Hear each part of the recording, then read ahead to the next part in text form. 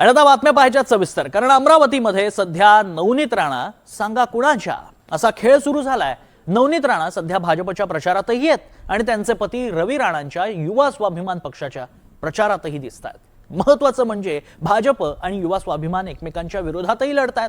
नवनीत राणांच्या याच डबल ढोलकीमुळे आधीच भाजपचं टेन्शन वाढलेलं असताना आता भाजपमध्येच तू जास्त भगवा की मी जास्त भगवी असा नवा सामना सुरू झालाय। हा सामना रंगलाय नवनीत राणा आणि अनिल बोंडेंमध्ये। अमरावतीमध्ये चंद्रशेखर बावनकुळे प्रचारासाठी आलेले असताना त्यांच्या समोरच नवनीत राणांनी बोंडेंना सुनावलंय। नेमकं काय घडलंय अमरावतीच्या राजकारणातला असा सविस्तर रिपोर्ट।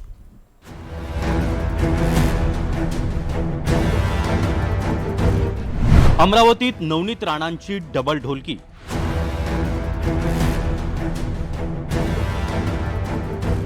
त्यातच राणा आणि बोंडेंमध्ये जुंपली।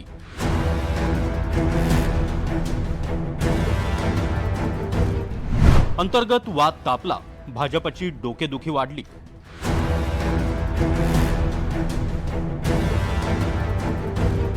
नवनीत राणा कधी इथे दिसतात तर कधी तिथे दिसतात। त्या कधी भाजपच्या मंचावर असतात तर कधी नवरा रवी राणांचा पक्ष युवा स्वाभिमानच्या व्यासपीठावर जाऊन भाषण करतात। कधी मुख्यमंत्री फडणवीसांबरोबर प्रचार रॅलीत दिसतात तर पुढच्या काही मिनिटात मंदिरात जाऊन युवा स्वाभिमानच्या उमेदवाराचा नारळ फोडतात। नवनीत राणा कधी भाजपच्या उमेदवारांचा प्रचार करतात तर कधी युवा स्वाभिमानचा। राणांच्या या भूमिकेमुळे भाजपची डोकेदुखी तर वाढली आहे, पण कार्यकर्ते प्रचंड कन्फ्यूज आहेत। नवनीत राणांनी मोरबाग मधल्या एका कार्यक्रमात तर भाजपच्या 3 उमेदवारांना निवडून देण्याचं आवाहन केलंय, तर चौथा उमेदवार होता युवा स्वाभिमानचा। हमारी पूजा भाभी, हमारे संजू भैया नारोने और चौथा दीपक भैया सम्राट, आगे बढ़ो। नवनीत राणांनी केलेलं हे कन्फ्युजन पाहता भाजपचे खासदार अनिल बोंडे यांनी सोशल मीडियावर एक व्हिडिओ पोस्ट केलाय। त्यात ते म्हणाले, राणांच्या भूमिकेमुळे संभ्रमित होऊ नका, फूट पडू देऊ नका। त्या विलासनगरच्या प्रभागामध्ये 4 भारतीय जनता पक्षाचे उमेदवार आहे, कमळाचे उमेदवार आहे, तो हिंदुत्वाचा गड आहे आणि त्या ठिकाणी संभ्रमित करणं हे चुकीचं आहे। सर्व 4ही लोकांनी खासदारकीच्या निवडणुकीमध्येही मोठ्या ताकदीने काम केलेलं आहे आणि म्हणून त्यांना गद्दार म्हणवणं, एखाद्या समाजाला दोषी ठरवणं अतिशय दुःखदायी आहे।